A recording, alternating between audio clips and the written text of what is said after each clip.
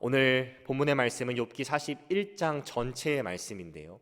본문의 내용이 좀 길기 때문에 말씀을 전하면서 함께 말씀을 살펴보는 걸로 하겠습니다. 우리는 계속해서 이 38장부터 41장까지 이어지는 욥기의 하이라이트라고 할 수 있는 부분을 계속해서 묵상하고 있습니다. 표면적으로 봤을 때 또 이 내용을 우리가 쭉 읽다 보면 마치 하나님께서 욥을 책망하시고 꾸짖으시는 것처럼 이 말씀들이 읽힐 수 있는데요. 결과론적으로 보게 되면 하나님께서 이러한 말씀들을 욥에게 주심을 통해서 욥과 하나님과의 관계는 회복되고 고난 가운데 흔들리고 있었던 욥이 다시 회복되는 일이 생기게 됩니다. 다시 말해서 하나님께서는 이러한 말씀들을 지금 하고 계신 이유가 욥과 하나님과의 관계를 회복시키시기 위해, 고난 가운데 흔들리고 있었던 욥을 잡아주시기 위해 욥으로 하여금 무언가를 깨닫게 하시려고 말씀하신다는 것을 우리가 알 수 있는 것인데요. 저는 오늘 성도님들과 함께 이 욥기 41장의 말씀을 함께 살펴보면서 하나님께서 욥에게 깨닫게 하시려고 했던 것들이 무엇인지 크게 두 가지를 나누고 하나님께서 주시는 깨달음을 얻기를 원합니다. 첫 번째로 하나님께서 욥과의 관계를 회복시키시고 또 욥을 다시 한번 붙드시기 위해서 주고자 하셨던 교훈, 그 첫 번째는 무엇이냐면 이유를 막론하고 창조주 또 절대자 하나님에게 도전하는 것이 얼마나 어리석고 얼마나 무모한 것인지를 하나님께서는 욥으로 하여금 깨닫기를 원하셨습니다. 오늘 본문을 한번 쭉 읽어보신 분들은 아실 텐데요, 이 리워야단이라는 이름도 우리가 생소한 그런 동물이 등장합니다. 어떤 학자들은 이 리워야단이라는 동물에 대해서 하나님께서 설명한 내용들을 쭉 보고 악어와 비슷하다라고 말하는 학자들도 있어요. 또 어떤 학자들은 악어일 수가 없다, 이것은 훨씬 더 큰 동물인 고래와 같은 동물일 것이다 라고 추측하는 이도 있습니다. 사실 우리는 이 리워야단이라는 동물이 정확하게 어떠한 생물을 가리키는지 알기가 어렵습니다. 그런데도 불구하고 분명한 것은 오늘 본문을 통해서 하나님께서 우리에게 알려주고자 하시는 말씀, 특별히 리워야단을 얘기하면서 알려주시고자 하시는 것이 분명하다는 것입니다. 하나님께서는 이 리워야단과 욥이라는 사람을 비교하시면서 같은 피조물임에도 불구하고 사람이 길들일 수 없는, 다스릴 수 없는 막강한 강력한 존재가 바로 리워야단인 것을 말씀하고 계세요. 그래서 오늘 대표적으로 본문 1절과 2절을 보시면 이렇게 하나님께서 욥에게 질문하십니다. 네가 낚시로 리워야단을 끌어낼 수 있겠느냐? 노끈으로 그 혀를 맬 수 있겠느냐? 2절을 보니까 너는 밧줄로 그 코를 꿰 수 있겠느냐? 갈고리로 그 아가미를 꿰 수 있겠느냐? 도저히 사람의 힘으로는 감당이 안 되는, 다스릴 수가 없는 그런 생물체가 바로 리워야단인 것을 말씀하고 계시고요. 또 지나가서 25절과 26절을 보면 이렇게 하나님께서 말씀하고 계세요. 그것이 일어나면 용사라도 두려워하며 달아나리라. 칼이 그에게 꽂혀도 소용이 없고 창이나 투창이나 화살촉도 꽂히지 못하는구나. 아무리 용맹한 강력한 용사라고 할지라도 이 리워야단 앞에서는 무기력한 존재가 된다라고 말씀하고 계십니다. 그럼 지금 하나님께서 도대체 왜 이 사람인 욥과 이 막강한 생물체인 리워야단을 굳이 비교하시면서 리워야단이 훨씬 더 강한 피조물임을 강조하고 계신 이유가 무엇일까요? 그 이유는 너무나 간단합니다. 피조물인 리워야단보다도 훨씬 무능하고 훨씬 약한 인간이 리워야단을 창조하시고 마음대로 움직이시고 다스리시는 하나님에게 도전하는 것이 얼마나 어리석고 얼마나 무모한 것인지를 깨닫기를 원하셨던 것이죠. 우리는 성경을 통해서 인간의 힘으로 이길 수 없는 동물들을 하나님이 함께 하시면 얼마든지 무찌를 수 있고, 인간의 힘으로는 충분히 감당해낼 수 있는 동물도 하나님께서 사용하시면 인간을 죽이는 무시무시한 생물체가 되는 것을 알고 있습니다. 대표적으로 여러분 기억하시기에 다니엘서 6장을 보시면 이제 당시 고관들의 간계와 모함으로 다니엘이라는 이 성경 인물이 사자굴에 갇히는 일을 여러분 기억하실 겁니다. 그 사자들이 아주 배고픈 상태였고 한 마리도 아니고 여러 마리가 득실거리는 그 사자굴에서 이 다니엘은 살아남게 되는데요. 제가 한번 찾아보니까 이 숫사자가 입으로 당기는 힘이 대략 평균적으로 한 680kg이 된다고 합니다. 그리고 이 앞발로 내리치는 힘이요 1톤 정도가 된다고 해요. 사자가 마음 먹고 사람을 해하려고 하면 사람은 힘도 쓰지 못하고 죽을 수밖에 없는 것이 이 사자와 사람의 관계인 것이죠. 그런데 그렇게 오랜 시간 사자굴에 있었음에도 불구하고 다니엘은 머리털 하나 상하지 않는 놀라운 경험을 하게 됩니다. 그 이유가 무엇일까요? 바로 하나님께서 그 사자들을 다스리셨기 때문입니다. 하나님께서 다니엘을 보호해 주셨기 때문인 것이죠. 반대의 케이스가 이 민수기 21장에 등장하게 되는데요. 광야에서 이스라엘 백성들은 자신들이 조금 어려움을 겪으니까 출애굽시키신 하나님을 원망하기 시작합니다. 그 하나님께 불평하기 시작합니다. 하나님께서 오래 참으시다가 그 이야기를 듣고 결국 불뱀들을 이스라엘 백성들에게 보내셔서 많은 이스라엘 백성들이 죽게 하세요. 물론 뱀이란 동물은 무서운 동물이죠. 그런데 충분히 사람의 힘으로 다스릴 수 있는 동물이기도 합니다. 성인 남성, 성인 여성의 경우 열심히 달리면 충분히 도망갈 수 있는 그런 동물이기도 하고, 또 아마 여러분 주변에서 많이는 아니지만 이 뱀이라는 동물을 펫으로 키우는 분들도 여러분 보셨을 거예요. 그런데 하나님께서 이 뱀을 심판의 도구로 쓰시니까 그렇게 많은 사람들이 하루에 다 죽어나가게 되는 것입니다. 무슨 이야기를 하고 있는 것일까요? 결국 우리 인간은 피조물에 불과하지만 하나님께서 함께 하시면 가장 강한 피조물이 될 수 있는 것이고요, 하나님께서 함께 하시지 않으면 가장 연약하고 부족한 피조물이 된다라는 것입니다. 하지만 욥은 피조물임에도 불구하고 계속 하나님께 도전했어요. 자신의 억울함을 풀어줄 수 있는 재판을 하나님께 요구했고요, 또 자신의 의로움을 주장하는 가운데 마치 자신이 규정해 놓은 일어나서는 안 될 일들, 즉 고난이 자신에게 일어났다고 하나님께 불평하기도 했습니다. 자신에게 일어나야 하는 일, 일어나지 않아야 하는 일들을 스스로 규정하고 하나님께서 그렇게 일하시지 않으니까 빈정이 상해버린 것이죠. 우리도 삶을 살아가다 보면 이러한 경험을 할 때가 있습니다. 하나님께서 내가 생각해 놓은 이 박스 안에서 일하시지 않고 그것에서 벗어나서 일하시는 것을 보게 되면 빈정이 상하고 분노하게 되고 하나님께 도전하는 사람들이 있습니다. 하지만 우리가 기억해야 될 것은 우리가 믿는 창조주 하나님께서 이 무시무시한 리워야단도 너무나도 쉽게 다스리시고 움직이시는 절대 막강한 하나님이시라는 것, 그 하나님께 우리가 마땅히 가져야 하는 자세는 도전하는 것이 아니라 절대적인 순종과 엎드림이라는 것을 오늘 말씀을 통해서 우리는 배울 수 있는 것입니다.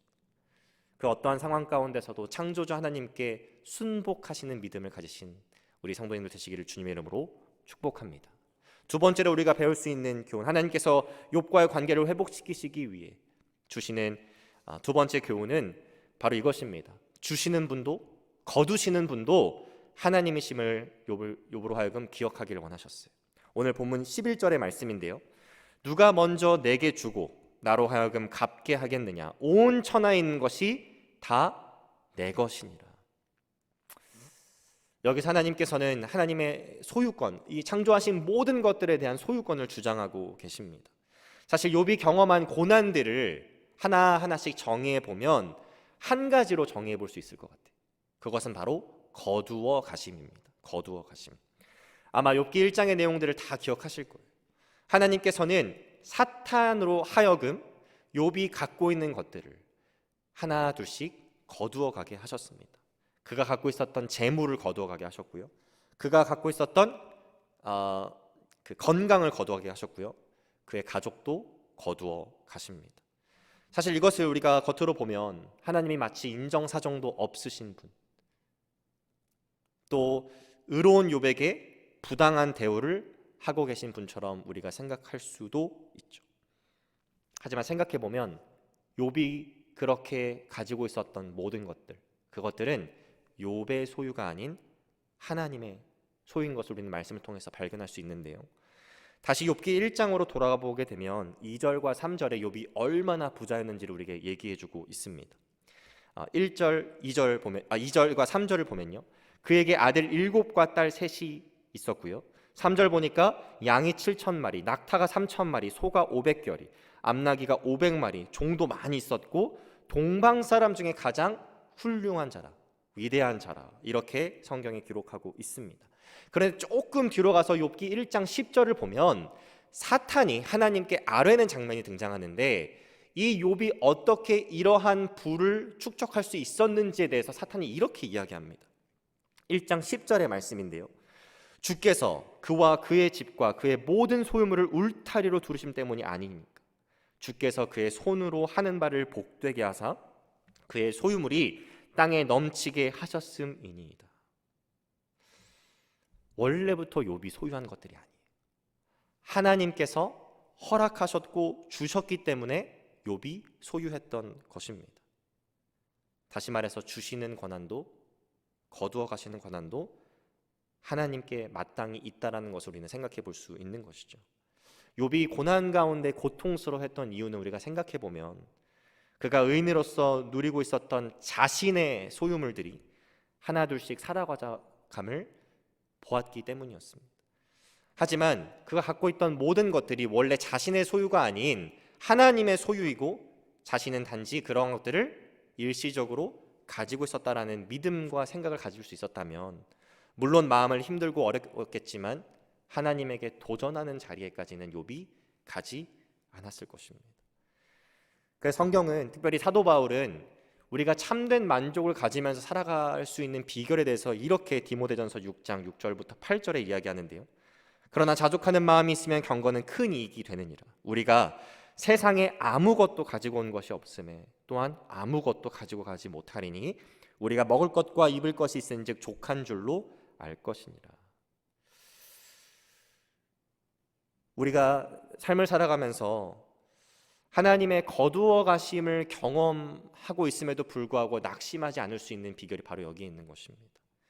우리가 주인 의식을 갖고 살아가는 것이 아니라 바로 청지기 의식을 갖고 살아갈 때 우리는 하나님의 거두어 가심도 인정할 수 있게 되는 것이죠. 내가 갖고 있는 것이 다 내 것이 아니고 하나님의 것이고 하나님의 것이기에 내가 잘 가꾸고 관리하되 하나님이 가져가셔도 문제될 것이 없다라는 믿음이 우리에게 필요한 것입니다. 여러분 잘 알고 계시는 D.L. 무디 목사님의 한 일화가 있는데요. 시카고 대화재가 발생했을 때 무디 목사님이 섬기시던 교회도 전체가 다 불에 타버렸다고 합니다. 그때 많은 기자들이 몰려와서 무디 목사님에게 이렇게 질문했다고 해요. 목사님, 하나님은 전지전능하셔서 무엇이든지 원하기만 하면 이루어 주실 수 있는 분인데 왜 이렇게 교회가 불타도록 내버려 두시나요? 그때 무디 목사님이 이렇게 대답합니다. 나는 벌써부터 하나님께 더 큰 교회를 달라고 기도해 왔습니다. 그 기도의 응답으로 지금 교회가 불타고 있는 것입니다.